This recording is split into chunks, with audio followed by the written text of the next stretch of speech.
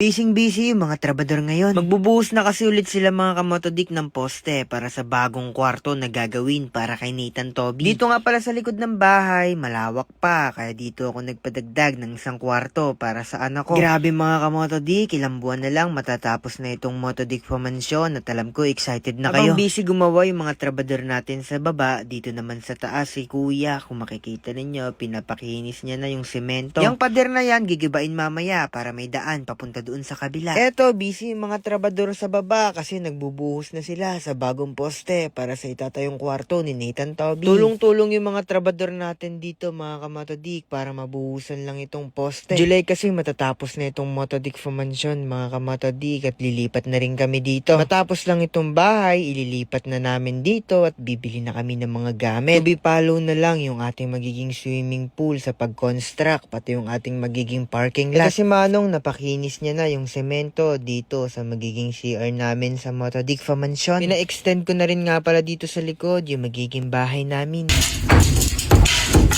Ito na nga yung isa sa sinasabi ko sa inyo, mga kamatodik, na ipapagiba na natin itong CR natin dahil papalakihan natin ng konti. Bali, 3 drawing nga tayo nagawa ni architect bago namin na-confirm. Pag nagpapatayo kasi ng bahay, paiba-iba talaga paminsan yung mga trip mo. Halos natanggal na nga nila yung hollow blocks mga kamatodik at i-adjust lang nila yan paatras para lumawak yung aming magiging CR. Sana nga ito na yung pinaka-final na design ng bahay namin. Medyo nagugulan na rin nata si architect sa akin kasi pinapaiba-iba ko yung design ng bahay namin.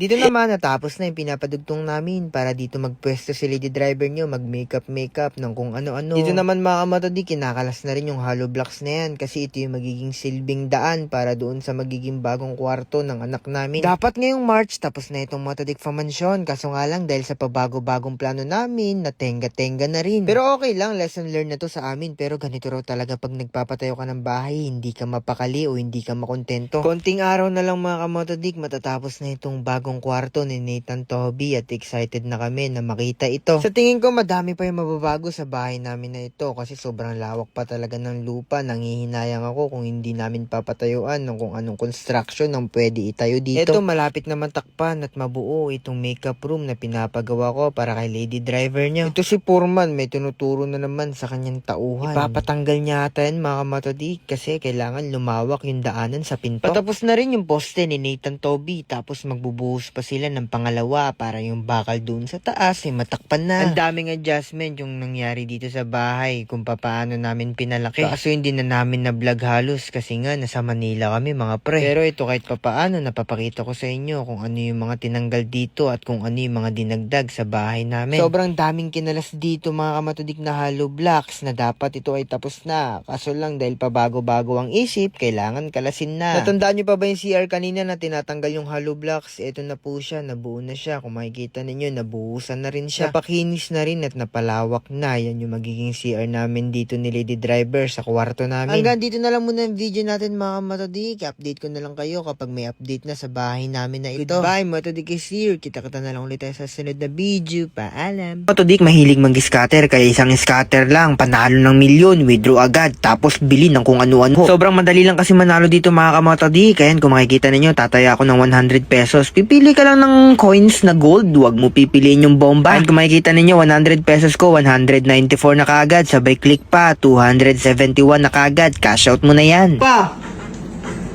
100 ulit, 1, 2, 3, 4, tama na yan, 166, all goods. Nasa comment section ko yung link.